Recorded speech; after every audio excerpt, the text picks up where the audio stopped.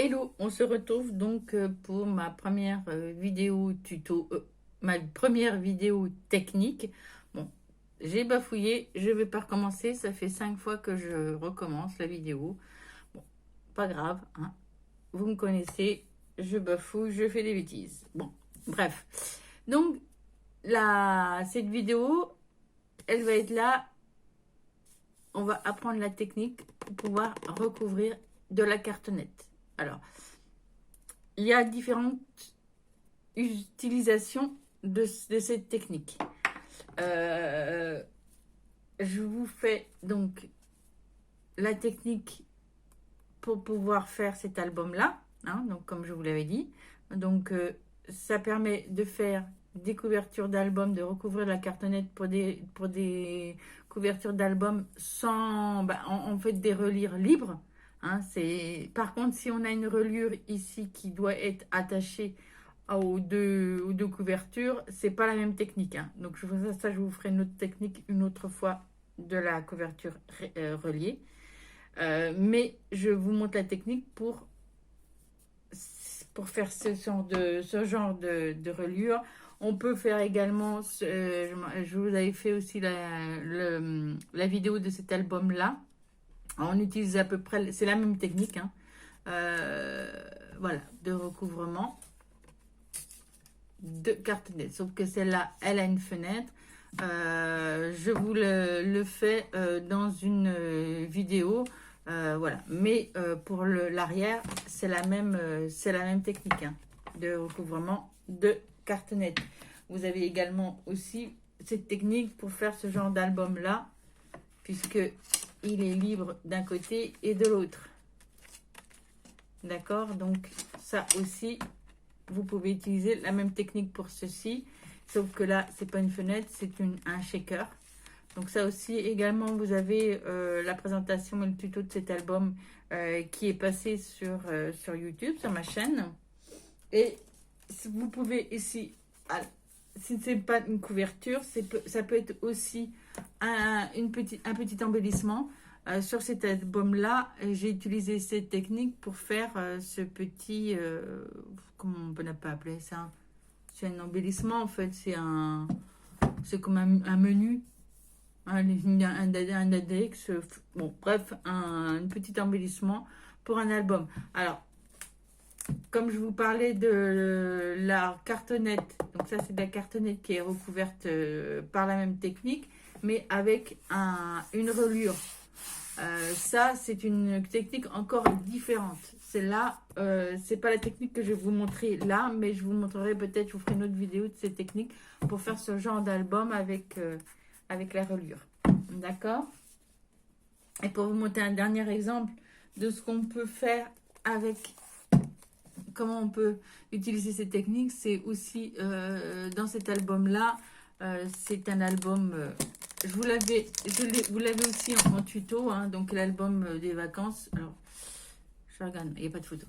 Voilà, avec pour former ce genre de petit onglet qui permet de fermer l'album. Donc ça, j'ai utilisé cette technique que je vais vous montrer. Donc voilà les exemples. Et maintenant que je vous ai montré les exemples, nous allons passer à la technique. C'est tout simple. Donc le matériel qu'il vous faut pour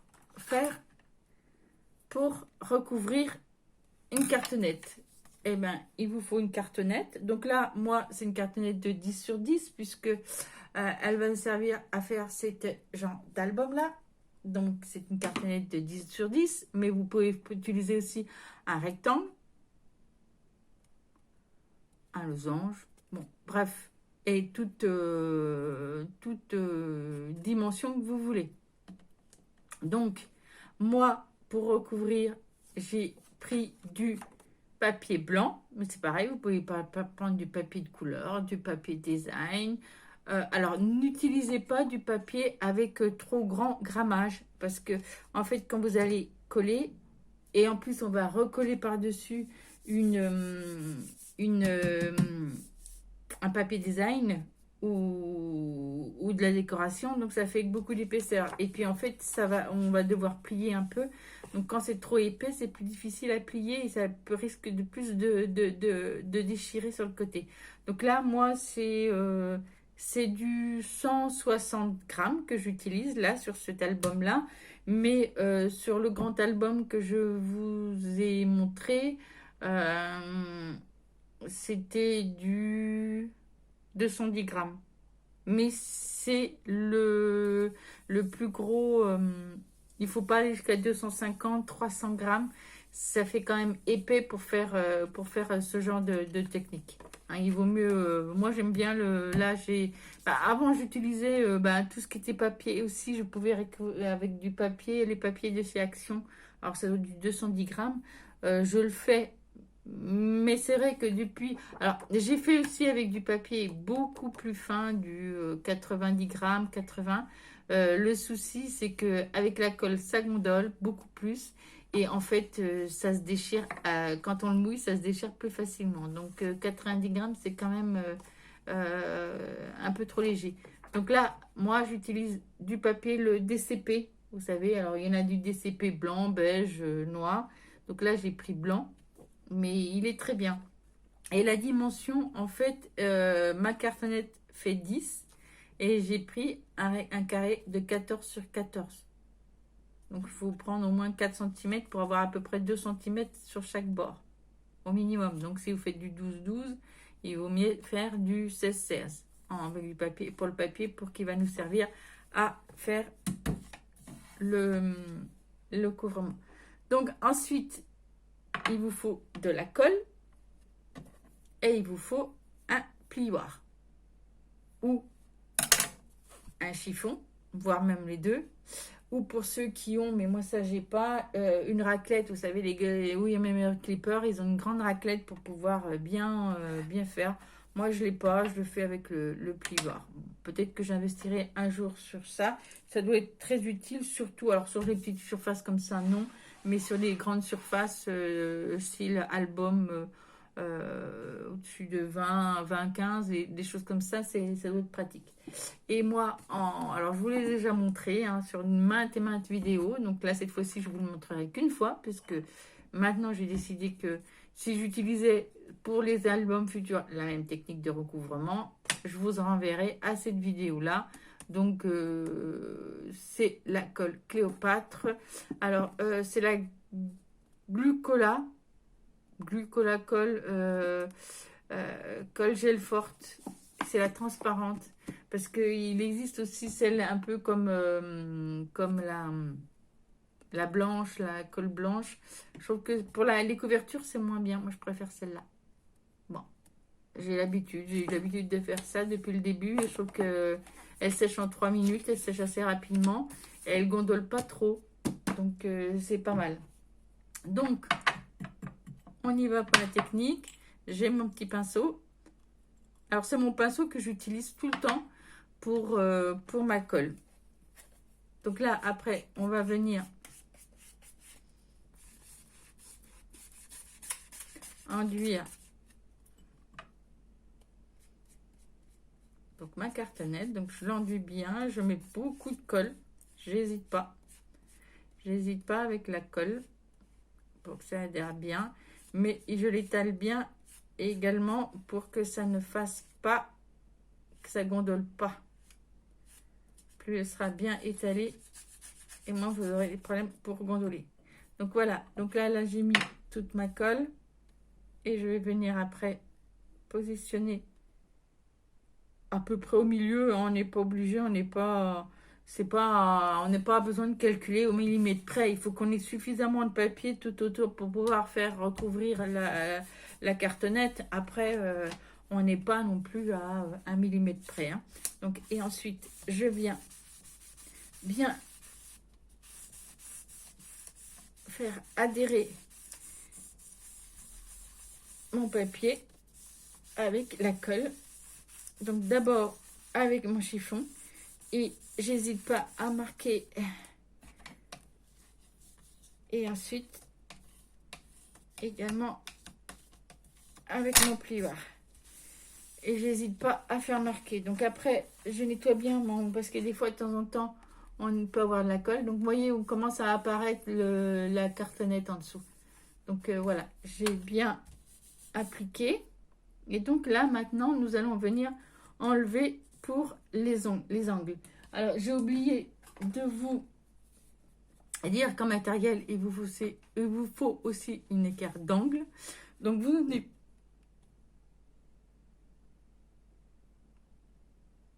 en avez dans le commerce, pardon. Vous en avez dans le commerce des toutes faites. Moi, je l'ai fabriqué. Alors, je vous montrerai pas la vidéo ni la technique pour la faire. Il y a plein de vidéos sur YouTube pour faire ces écarts d'angle. Moi, j'ai utilisé la technique, la vidéo d'une scrapeuse qui s'appelle Luna Création. Mais il y en a d'autres, hein. Il y en a plein d'autres, c'est les mêmes. Voilà, je l'ai faite moi au tout début que je scrapais. Ça fait maintenant... Oh, ça fait pas un an que je scrape. Et donc, voilà, elle est toujours... ça doit faire... J'ai commencé en octobre 2000... Ah si, ça fait plus d'un an, puis c'était en octobre 2019. Oui, non, ça fait plus d'un an que je... Et on est en juin 2021.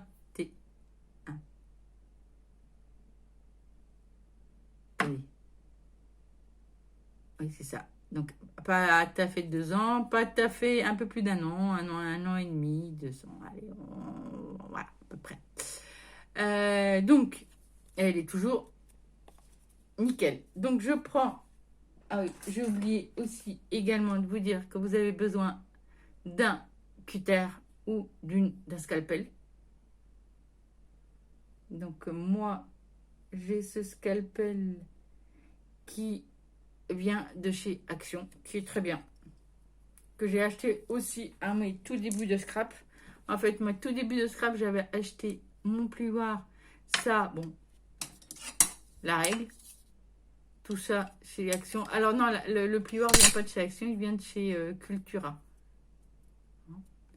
Donc voilà, ça c'était mes débuts de scrap. Et puis j'avais une planche, vous savez, en verre là. J'avais pas cette planche en verre. Donc voilà, j'ai appris au fur et à mesure avec les techniques que j'avais. Donc, trêve de blabla. Donc là, je place mon équerre d'angle et je viens découper mes angles, mes 4 angles.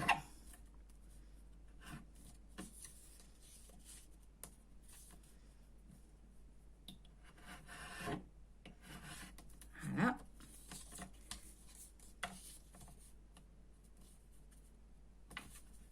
Et voilà.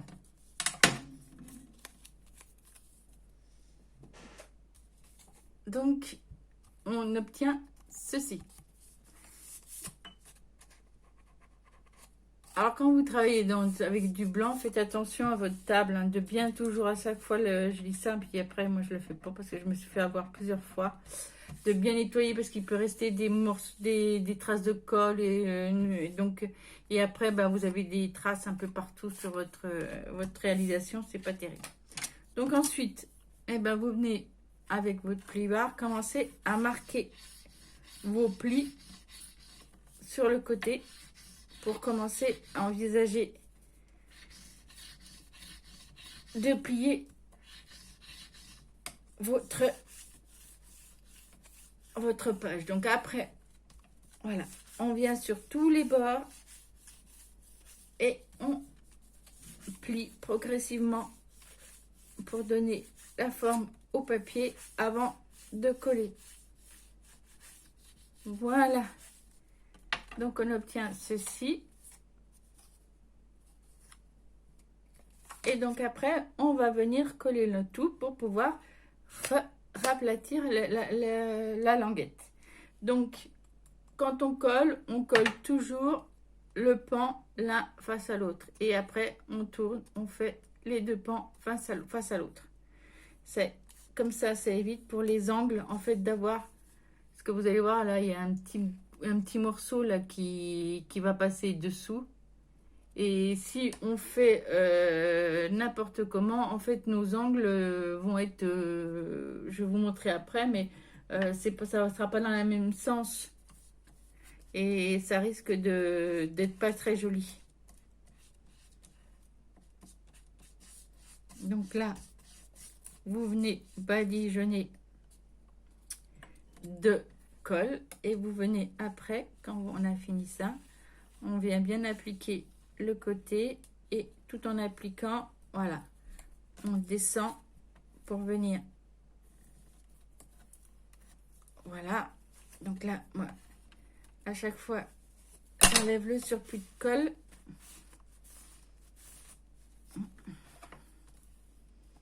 Et donc, je viens appliquer et je maroufle bien pour obtenir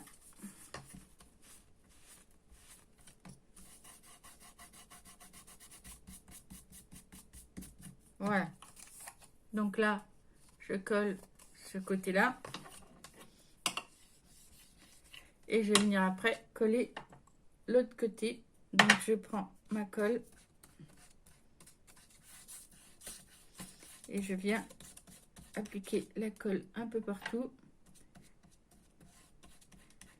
J'hésite pas, j'en mets un peu bien partout, j'en mets sur le côté et après pareil, la même chose.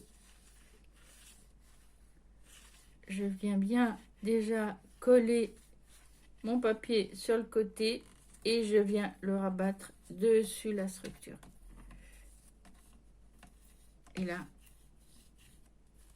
et voilà. Donc mes deux pans sont rabattus et donc je vous dis, on fait là et là parce que là vous avez un tout petit bout là qui dépasse. Et donc si vous rabattez là, puis après vous allez vous mettre donc à rabattre là, sauf que ce côté-là n'est pas rabattu, donc celui-là va se retrouver en dessous, celui-là au-dessus. Et inversement, alors que là, vos deux pans là et là vont se trouver en dessous, là et là ici, et vous avez les deux là qui vont recouvrir. Donc, avant de coller cette partie-là et cette partie-là, là, si je rabats comme ça, vous voyez, il y a la petite partie là qui ressort. Donc, on va venir déjà plaquer sur le côté pour faire qu'il n'y ait pas de surépaisseur. Donc là, voilà. J'ai aplati ce côté-là. Je ne sais pas si vous voyez bien. J'ai aplati la petite angle là.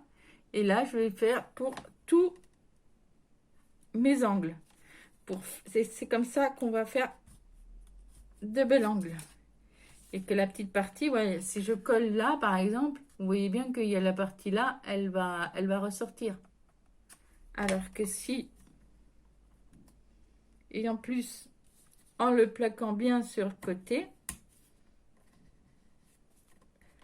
j'hésite pas à bien l'aplatir et à venir le rentrer à l'intérieur. Et bien en fait, quand je vais plier, là, j'ai pas la surépaisseur. Vous voyez, elle se met bien sur. Donc là, je fais ça pour mes 4 angles. Voilà. Et quand j'ai fait pour les 4 angles, pareil que l'autre côté, je viens mettre ma colle.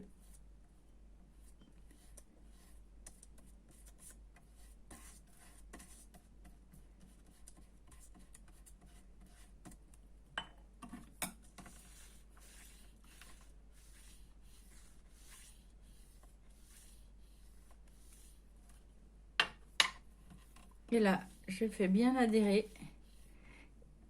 Et je rabats comme les autres. Et je vais bien plaquer. J'insiste bien sur les angles.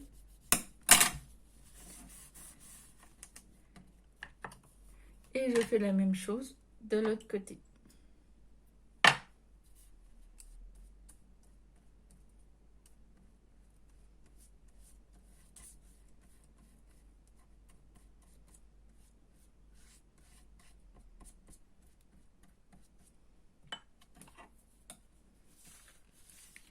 Et voilà.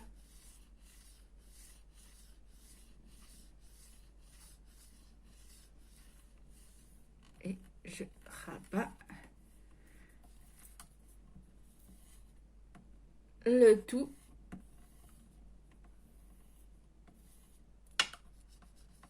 Et j'insiste bien sur les angles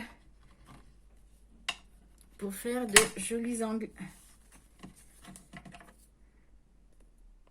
Et si je vois qu'il est... Je peux retravailler mes angles avec...